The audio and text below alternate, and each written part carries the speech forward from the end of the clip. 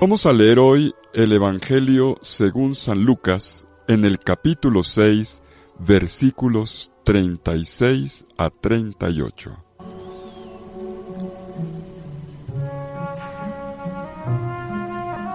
En aquel tiempo Jesús dijo a sus discípulos: «Sean misericordiosos como su Padre es misericordioso.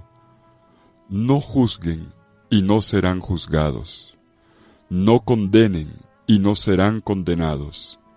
Perdonen y serán perdonados.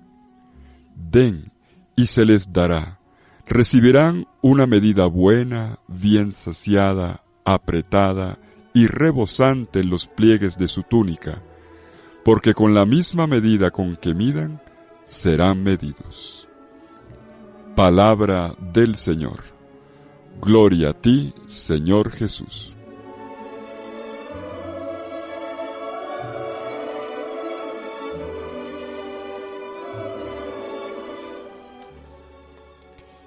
El Evangelio de hoy lo podríamos llamar una escuela del perdón.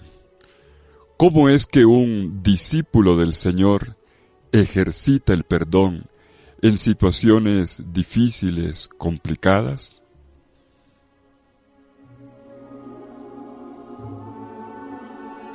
¿Cómo ejercitar un perdón que no se limite simplemente al volver a quedar en paz, sino que sea realmente el comienzo de una vida nueva, de una nueva etapa en las relaciones con Dios y con cada uno de los hermanos, mucho más bella que la anterior? Pero esto implica también preguntarnos qué es realmente perdonar. Pues para esto observemos de cerca el Evangelio de hoy, en el capítulo 6 del Evangelio de Lucas, en pleno sermón, no de la montaña, que es en Mateo, sino de la llanura, en el Evangelio según San Lucas. Y todo comienza con una premisa. Hay una premisa de fondo, un horizonte, un punto de partida, una experiencia fundante de la cual proviene todo lo demás. Es el manantial del cual brota el río del perdón. Lucas 6:36. Sean misericordiosos como el Padre Celestial es misericordioso.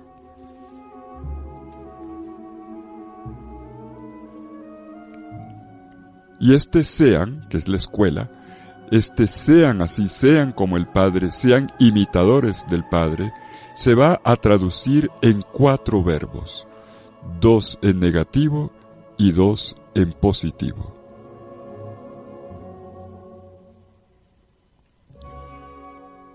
El punto de partida, entonces, es la misericordia del Padre.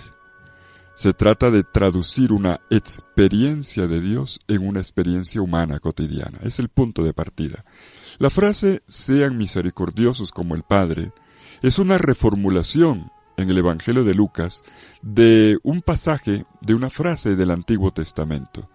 Está en Levítico capítulo 19, versículo 2, donde se dice «sean santos porque yo soy santo, yo el Señor de ustedes soy santo». En el Evangelio de Mateo, esta misma frase está traducida como «sean perfectos». Mateo 5:48, lo leímos el sábado pasado. Sean perfectos como el Padre es perfecto, el Padre Celestial. Lucas no dice la palabra perfecto, la traduce. ¿Dónde está la perfección de Dios? ¿Dónde está la santidad de Dios? Está en su misericordia. Y esta idea de la santidad y perfección de Dios, explicitada como misericordia, tiene su fundamento, por supuesto, en la misma revelación de Dios. El Dios que dice yo soy santo, también ha dicho en el camino del Éxodo a Moisés que es misericordioso. En Éxodo 34:6, cuando Moisés sube a la montaña, una de las subidas a la montaña, tal vez después de la alianza, la más importante, la segunda más importante, Dios le revela su gloria. Y cuando no la puede ver, si lo alcanza a ver algo de la espalda de Dios, porque a Dios no se le puede ver, Moisés grita: tú eres misericordioso. Y lo dice con 5 títulos, 5 atributos que son sinónimos. Tú eres misericordioso.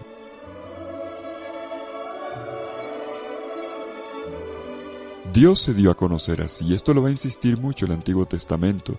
Deuteronomio 4:31, Joel 2:3, el libro de Jonás, la semana pasada lo leíamos, 4:2, Dios es misericordioso. Y el evangelista Lucas lo dice con un término griego que es precioso, oiktirmon, un caso único en todo el Nuevo Testamento.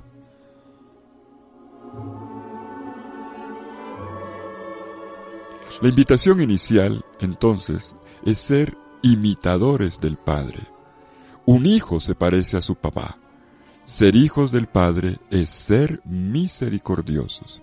Pero viene la pregunta más importante, ¿y cómo? ¿Y esto cómo se ejercita? ¿Cuáles son las señales de que soy misericordioso?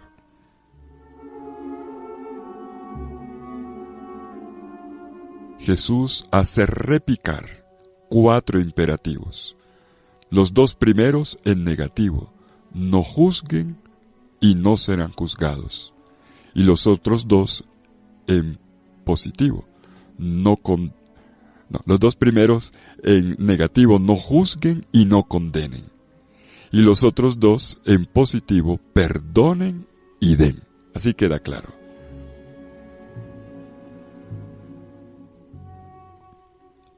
Primero, no juzgar. No juzgar no significa que no, cuidado con una lectura literal fundamentalista del texto, que haya que acabar con los tribunales ni los procesos de justicia. El Señor no ha dicho eso. Se refiere a la crítica, al señalamiento, al ver al hermano únicamente desde su lado negativo, desde sus errores.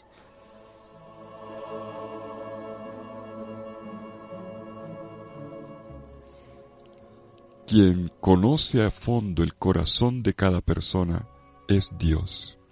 Nosotros vemos, claro, vemos lo bueno y lo malo, y de lo malo podemos señalar cosas objetivas, concretas, y decir si ha hecho esto y esto mal hecho.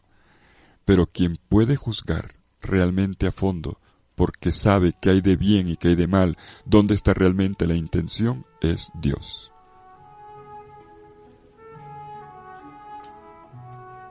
Por eso nuestros juicios son parciales. Nuestros juicios se basan en acciones objetivas, se determina la culpabilidad o no, pero hasta ahí. Y el Señor dice, mira también lo bueno que puede haber en tu hermano. No juzguen es ampliar la mirada sobre la vida de una persona. Y esto lleva al segundo imperativo, no condenen. No condenen. De hecho, vemos errores, vemos pecados, nosotros mismos también los tenemos. No condenar es, como en una suma, no pasar la línea y ya cerrar la operación y decir acabó. Condenar aquí se refiere a no pronunciar sentencia, no decir la última palabra. Dale siempre una oportunidad a tu hermano. Y esto nos lleva al paso número 3. Tercer imperativo, el más importante, el que quisiera subrayar en la mañana de hoy. Perdonen, perdonen y serán perdonados.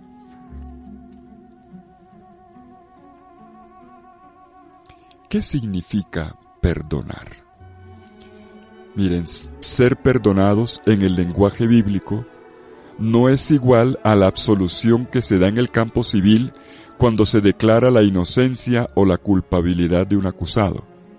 La Biblia no se queda en la declaración de, sino que va hasta la remisión del mismo mal real, consciente y deliberadamente llevado a cabo.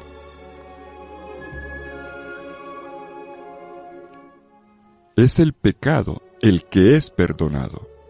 Somos absueltos no porque no seamos culpables, sino precisamente por lo contrario, porque somos culpables.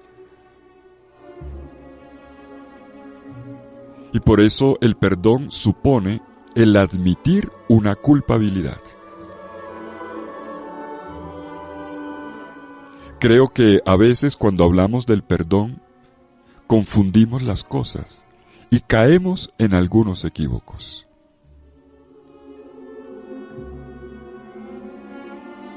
Y si me permiten, voy a señalar 3 equívocos frecuentes cuando se habla de perdón. 1. Perdonar no significa olvidar. Lo repito, perdonar no es lo mismo que olvidar.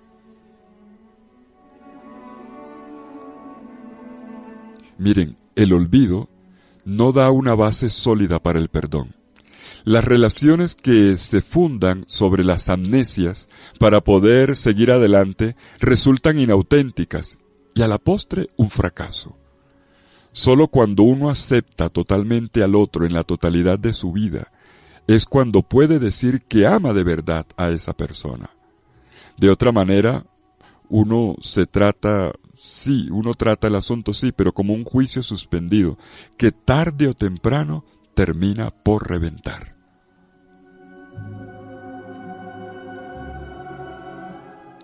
Decir que olvido es hacer como el avestruz que esconde la cabeza para ignorar una realidad. Es como tener una enfermedad y no decirla al médico y que nunca se va a sanar y que al final terminará llevándonos a la muerte. Lo mismo pasa con las situaciones de perdón, donde supuestamente decimos perdón y olvido. Si hay olvido, no hay perdón. Segundo equívoco. Perdonar no significa dejar pasar. No significa hacer de cuenta que no ha pasado nada. Miren, es que no sopesar los daños hechos y recibidos equivale a abandonar al otro a su propio destino marcado por el mal. Es más fácil intentar salir de una situación de mal y de sufrimiento ignorándola. Siempre será más fácil. Pero hay un silencio que es señal de incapacidad de atención y de acompañamiento solidario.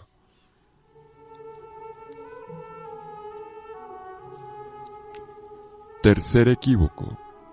Perdonar no es lo mismo que excusar.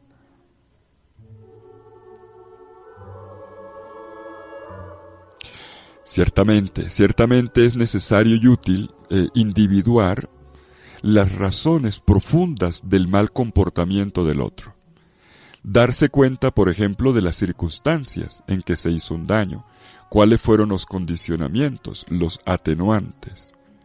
Pero esto no hace parte de la dinámica del perdón, ¿saben?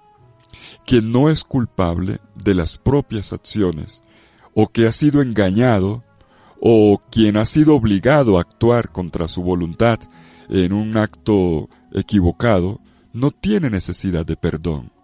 Lo que necesita es comprensión, ayuda, apoyo, que de por sí ya es una liberación.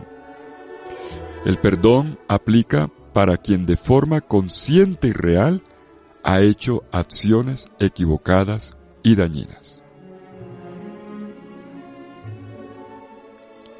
Por lo tanto, perdonar no es solamente aceptar las excusas de los otros y su arrepentimiento. Esto es un paso, pero no es todo. Si para perdonar aceptamos el momento en que quien se ha equivocado nos expresa su arrepentimiento, llegaremos siempre tarde. Nuestro perdón no será expresión de la misericordia de Dios. El perdón es mucho, mucho más que esto. Y entonces, hemos señalado 3 equívocos. ¿Cuándo entonces hay perdón verdadero? El perdón del que habla Jesús en el Evangelio tiene 5 características que nos enuncio rápidamente. 1. El perdón es un acto gratuito y desinteresado. No lo hace uno para tranquilizar la conciencia o para evitar la venganza, el desquite. Es expresión de misericordia, es voluntad de hacer el bien a quien se encuentra mal. Por eso no solo uno lo hace con los amigos cuando están mal, que los va a ayudar, sino también con los enemigos, a quienes ayuda precisamente porque están mal. Un perdón así es un amor que va más allá de la justicia.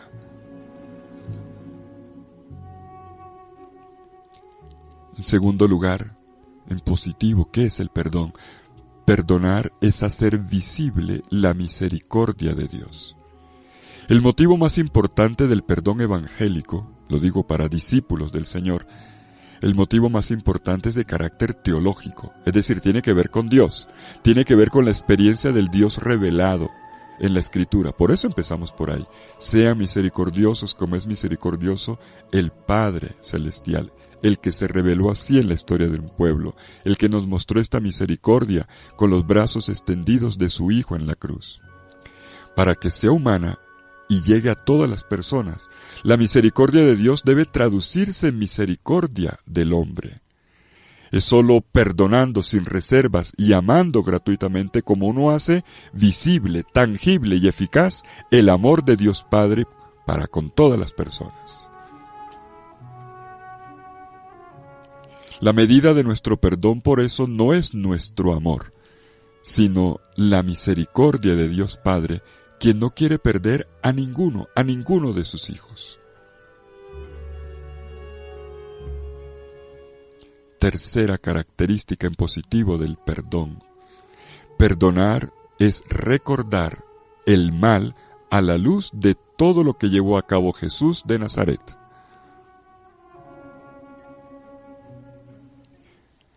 No basta entonces con olvidar para perdonar de verdad. Ya lo dije hace un momento, en los equívocos. Pero tampoco se trata de hacerse daño, de darse látigo toda la vida, una y otra vez recordando un mismo dolor. Tampoco. Se trata de superarlo. Por eso es lo contrario de olvidar es sanar. Se trata de insertar los eventos dolorosos en la memoria del amor misericordioso que el Padre Dios expresó en el perdón de Jesús. El mal que nos hizo daño, infelizmente indeseado, pero que ocurrió, se convierte en la base de un amor inédito, impensable, que nos lleva a hacer gestos que nunca nos imaginábamos que íbamos a hacer.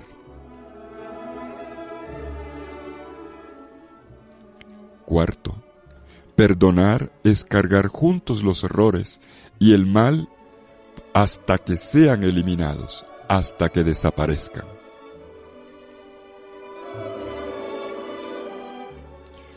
Ocurre a veces que somos capaces de perdonar cuando el otro agacha la cabeza, pero lo dejamos ahí. Nos cuesta demasiado cargar con el mal del otro. El camino entonces es el de aprender a convivir serenamente con el pecado del otro, compartiendo sus esperanzas, la vida nueva que esa persona anhela, y también sus tropiezos y desilusiones. Y esto requiere repetitividad en el acto del perdón. El perdón no es cuestión de un día, no es cuestión de un rato, a veces ni siquiera de un mes, ni de un año. Por algo Jesús, cuando le pregunta a Pedro cuántas veces tengo que perdonar, le dirá 70 veces 7. Y en la versión del Evangelio de Lucas dirá 7 veces al día. Por último, quinto, perdonar es ofrecer energía vital para la renovación de la persona. Todos lo sabemos bien, ustedes y yo. El crecimiento de una persona ocurre a través de una intensa red de relaciones. Uno crece cuando confían en uno, ¿verdad? Uno crece cuando tiene claro que una persona no es el equivalente de un error cometido en la vida. La persona que es misterio siempre es mucho, mucho, mucho más. Y es aquí, habiendo hecho este recorrido en la mañana de hoy, nos hemos detenido en la escuela del perdón. 3 equívocos, 5 características del perdón como lo inculca Jesús. Una vez que hemos visto este tercer imperativo, el primero era no juzguen, el segundo no condenen, el tercero perdonen, una vez que llegamos a este punto entendemos el último, el cuarto, den. Den y se les dará.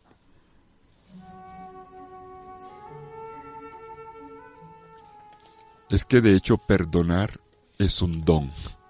Perdonar es una forma de dar y de darse.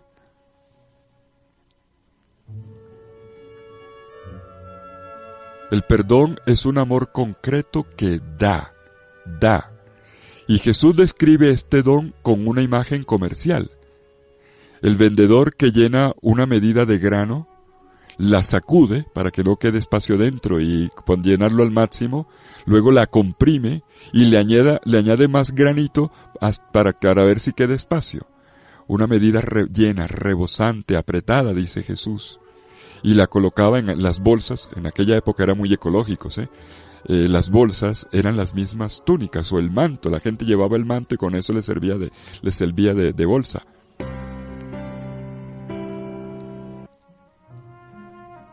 Y Jesús dice, recibirán una medida rebosante, llena. Así es el amor que se hace don completo en el perdón y sanación de las heridas. Y esto, mis queridos hermanos, es lo que un discípulo del Señor lleva consigo. Yo puedo y podré siempre amar como Dios, amar como el Padre misericordioso. Y siento que amando me realizo a mí mismo. Siento que dando a los otros, esto no me quita nada, que en el don hay un gran provecho más bien, que hace mi vida más plena, rica, bella, feliz. Dios regala amor desbordante y en abundancia a quien produce amor.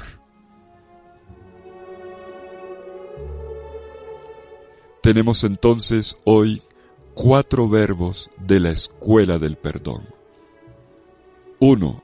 No juzguen. 2. No condenen. 3. Perdonen. 4. Den.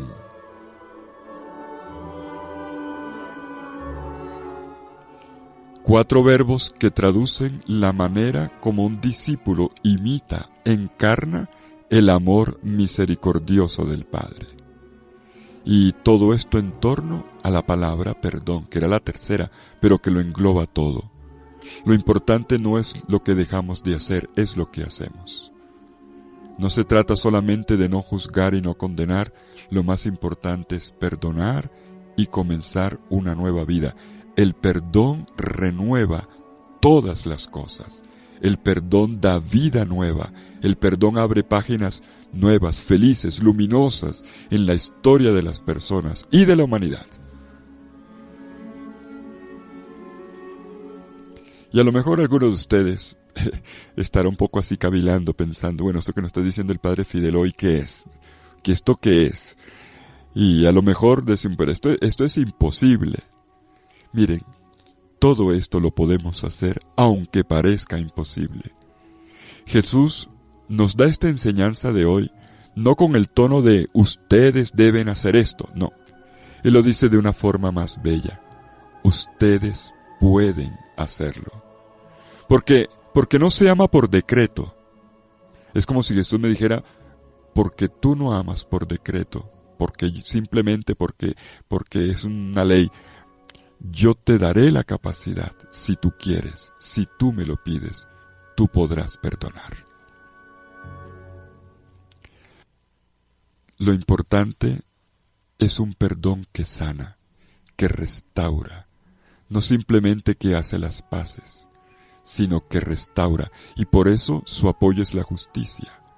Reconociendo el pecado, el error, entonces se abraza, se admite y se comienza una nueva etapa. Perdón y justicia van de la mano. Son como 2 rieles del tren, uno requiere del otro, no se confunden, no se atraviesan, se sostienen el uno al otro. Por algo, en el Antiguo Testamento el Salmo dice, la justicia y la paz se besan.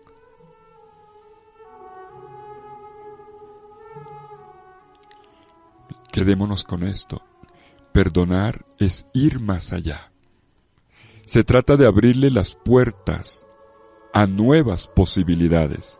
Se trata de la transmisión de Dios a cada persona de su misma fuerza divina, que es parecida a la del sol que da luz a las plantas, a la vida. Se trata de apoyarse sobre las acciones que distinguen a Dios Padre, quien ama primero, quien ama pérdida, quien ama sin esperar la contraparte. Señor Jesús, esta enseñanza viene de tu boca, y tú fuiste el primero en practicarla. Tú tuviste enemigos, tú fuiste odiado, tú pasaste por situaciones dolorosas, y lo recordamos en tu camino hacia la cruz.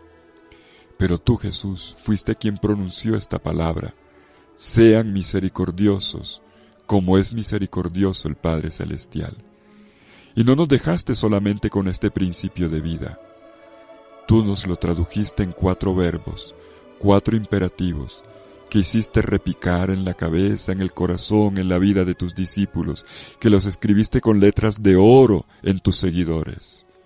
No juzguen, no condenen. Por el contrario, en positivo, perdonen y den. No nos lo dijiste como un mandato. Nos lo dijiste, Señor, de una manera más bella, una bella pedagogía del aprendizaje como tú lo hiciste, de la manera de ser del Padre, en una vida de filiación, para que seamos hijos del Padre, hijos que se parecen al Padre, hijos que dejan circular la sangre del Padre, que es su amor en sus corazones, y la traducen en gestos concretos.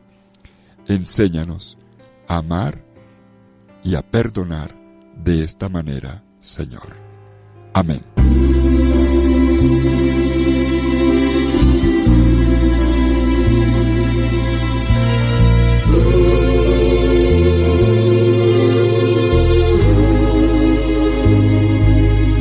Hay en mi corazón tantas heridas de un pasado que hirió mi corazón. Tu rostro yo recuerdo con tristeza en mi interior, como un fantasma que me ronda. Yo no olvidé lo que pasó, y aunque he luchado por sanarme, por caminar hacia adelante, siento que ya no puedo más con el dolor. Te bendigo, te bendigo, te bendigo, en el nombre de Jesús, te bendigo, te bendigo. Todos necesitamos ser perdonados. Y todos necesitamos también perdonar a otros y aprender a hacerlo. Y para esto necesitamos de la escuela de Jesús, de la escuela del Evangelio. Los dejo con este pasaje de Lucas, capítulo 6, versículos 36 al 38. Volvamos a leerlo, a orarlo, a confrontar situaciones concretas de perdón y aprender a ser verdaderos, auténticos discípulos de Jesucristo. Y bueno, me despido de ustedes deseándoles un feliz día y una provechosa semana con la bendición de Dios.